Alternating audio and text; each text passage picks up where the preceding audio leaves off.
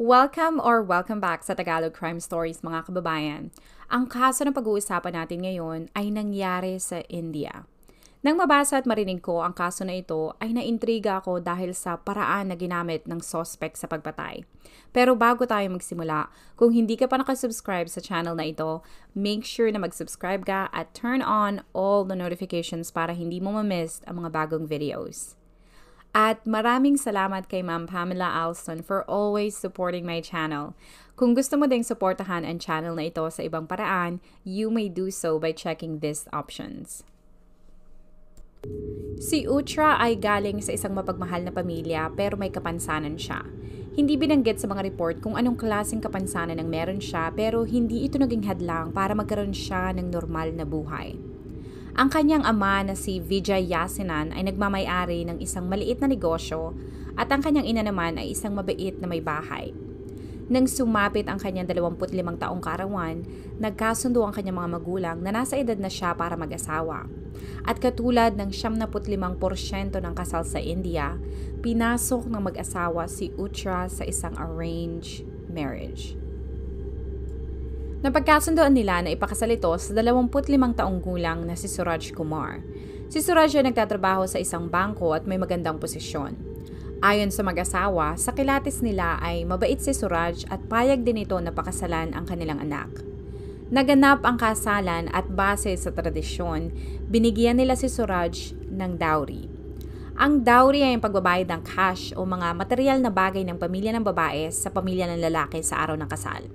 Ang halaga ay nakadepende sa edukasyon ng lalaki, kulay ng balat ng babae, at iba pa. At malaking ibinigay nilang dowry sa pamilya ni Suraj. Ibinigay nila dito ang 78 piraso ng gold sovereigns. Para sa mga hindi pamilyar, ang sovereigns ay ang pinakasikat na gold coin sa India. Kung i-convert ito, nagkakahalaga ang mga gold coins ng 50 lakh rupees o kung nasa United States ka, halos $60,600 US. Kung nasa Pilipinas ka naman, ang halaga nito ay tumataginting na 3.5 million pesos. Bukod sa gold coins, binigyan din nila ito ng bagong sasakyan na nagkakahalaga ng $10,000 o mahigit na kalahating milyong piso. At ang huli nilang ibinigay ay cash. Ayon sa pamilya ni Utra, obligado sila na magbigay ng ganoong halaga dahil may kapansanan ang kanilang anak. Matapos ang kasal, itinago at itinabi nila ang gold coin sa isang locker ng isang bangko at nakapangalan ito sa kanilang dalawa. Ayon sa pahayag ng pamilya ni Utra, masaya ang pagsasama ng dalawa at makalipas ang isang taon, nagkaroon ng anak ang mag-asawa. Pero lumabas ang problema nila nang maibahagi ni Utra na siya ay hindi tinatrato ng maayos ng kanyang asawa at mga biyenan sa kanilang bahay. Anya, humihingi pa ang mga ito ng karagdagang pera mula sa kanya. Naging malimit ang hindi pagkakaunawaan ni Utra ng kanyang mga biyenan pero kahit lantaran ng pag-aaway, hindi namamagitan o ipinagtatanggol ni Suraj ang kanyang asawa. Makalipas ang 2 taon nilang pagsasama, ayon sa pamilya ni Utra ay nahalata nila na ayaw na ni Suraj makipisan sa kanilang anak. Lingid sa kanilang kaalaman, ayaw makipaghiwalay ni Suraj dahil pag nakipag-divorce siya kay Utra, ay magbabayad siya ng alimony at mawawala ang kanyang karapatan sa gold coins na ibinigay sa kanya. Isang araw noong November 2020, nakakita si Utra ng isang ahas sa labas ng kanilang bahay at nang sinabi niya ito sa asawa, sa halip na patayin ang ahas, kinuha niya ito at inilagaan niya. Akala ni Utra ay idinispatch siya ng asawa ang ahas pero lingid sa kanyang kaalaman ay itinago at ikinulong pala nito ang ahas at sekreto nitong tinitrain ang ahas gamit ang panonood ng mga YouTube tutorials. Nadiskubre niya din ito pero sinabi sa kanya ni Suraj na isang libangan lamang ito. Pero isang araw, biglang nagulat si Utra dahil may isang ahas ang napadpad sa second floor ng kanilang bahay at nakagat siya. Agad siyang tinakbo sa ospital at agad na agapan ang kamandag. Hindi biro ang nangyari sa kanya dahil inabot siya ng ilang linggo sa ospital para makarecover siya ng tuluyan. Lumabas na ang nakakagat sa kanya ay ang ahas na tinatawag na viper. Na-confine siya sa ospital ng ilang linggo at habang nasa ospital, sinabi ni Suraj na may sumpa siya simula ng pagkapanganak sa kanya kaya nangyari ang aksidente. At ang sumpa din ang dahilan kung bakit siya sinusundan ng mga ahas. Lumipas ang halos 2 buwan na pagtigil niya sa ospital ay pinalabas na siya ng doktor, pero sa halip na sa bahay ng kanyang biyanan at sa piling ng kanyang asawa siya umuwi, ay tumuloy siya sa bahay ng kanyang mga magulang. Ilang linggo ang lumipas at binisita siya ng kanyang mag-ama, pero kinaumagahan natagpuan siyang walang malay sa kanyang kwarto. Napansin nila na may kagat ito ng ahas at nang naghanap sila sa buong kwarto ay nakita nila ang isang 30-inch na cobra sa ilalim ng kama nito. Ang ahas na nakakagat dito ay tinatawag na Long Indian Cobra. Ang lason ng Indian Cobra ay pangunahing naglalaman ng isang malakas ng postsynaptic neurotoxin at cardiotoxin. Ang kamandag ay kumikilos sa mga nerves at pinaparalisa nito ang mga kalamnan. At sa matinding kagat ay humahantong ito sa respiratory failure o cardiac arrest. Agad itinakbo sa ospital si Utra pero idiniklara siya na dead on arrival. Nanlumo ang pamilya ni Utra, kanyang asawa at anak sa pagkawala niya. Nang mangyari ang insidente ay saktong malapit lang sa lugar ang isang eksperto sa mga ahas na si Vava Suresh. Nagkaroon siya ng interes sa insidente at ibinahagi niya ang kanyang kaalaman tungkol sa mga ahas. Matapos bisitahin ang 2 tahanan, inirekomenda niya na makipag-ugnayan ang pamilya ni Utra sa pulisya dahil duda siya sa nangyari. Nang maglaon, ibinigay ni Vava Suresh ang kanyang ekspertong patotoo at pahayag sa pulisya. Sa unang insidente ng kagat ng ahas, sinabi niya na hindi maaabot ng cobra ang 2nd floor sa bahay ng kanyang asawa kung saan nakatanggap si Utra ng unang kagat ng ahas. Kaugnay naman ng pangalawang insidente, binanggit din niya na mahihirapan ang cobra na pumasok sa air-conditioned room sa bahay ng mga magulang ni Utra nang walang tulong.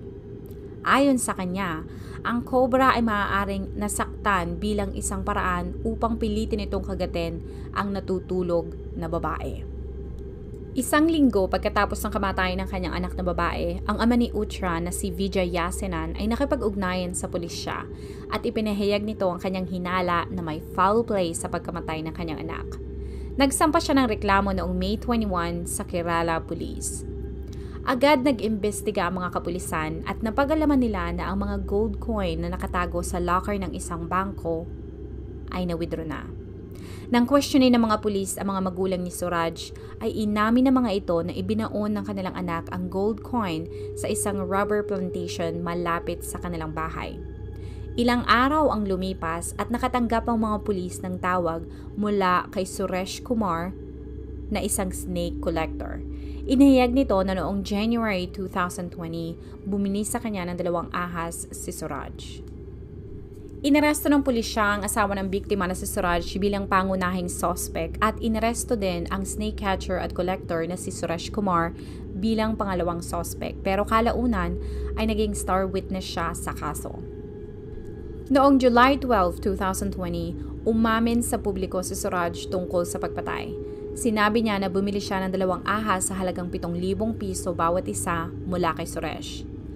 Ayon sa pulisya, inamin din ito na binigyan niya ng sleeping pill si Utra upang patulugin ito bago niya palayain ang ahas. Inamin niya na 11 araw niyang ginutom ang cobra para matiyak na kakagatin nito ang kanyang asawa. Ang ahas ay tinago niya sa isang bote habang ginugutom niya ito mula April 24 hanggang May 6. Nang makatulog si Utra, hinawakan niya ang cobra at ginalit nito ang ahas para tuklawin ang natutulog na asawa. Inamin din ito sa publiko na ang motibo niya sa pagpatay ay hindi na niya gustong pakisamahan ang kanyang asawa.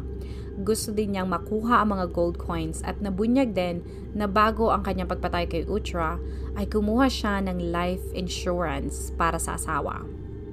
Matapos ang pag-amin nito, sinabi ng Special Investigation Team o SIT ng Kerala Police na si Suraj ang magiging pangunahing suspect at kakasuhan din ang kanyang ina, ama at kapatid na babae para sa kaharasan at pang-aabuso kay Utra at pagsira ng ebidensya. Opisyal na kinasuhan si Suraj ng murder, attempted murder, pagtatangka ng permanenteng pinsala at pagsira ng ebidensya. Noong August 2020, kapwa inaresto ang kanyang ina, ama at kapatid na babae sa mga kaso ng pagsasabwatan, karahasan sa tahanan at pagsira ng ebidensya. Sa korte din napatunayan na nagkasala si Suraj sa paggamit ng buhay na cobra para patayin ang kanyang asawang si Utra. Noong October 13, 2021, hinatulan siya ng Kolam Additional District at Sessions Court ng 17 taong pagkakakulong kasama ang 2 magkasunod na habang buhay na sentensya. Inutusan din siya na magbayad ng mahigit na 350,000 pesos sa pamilya ni Utra.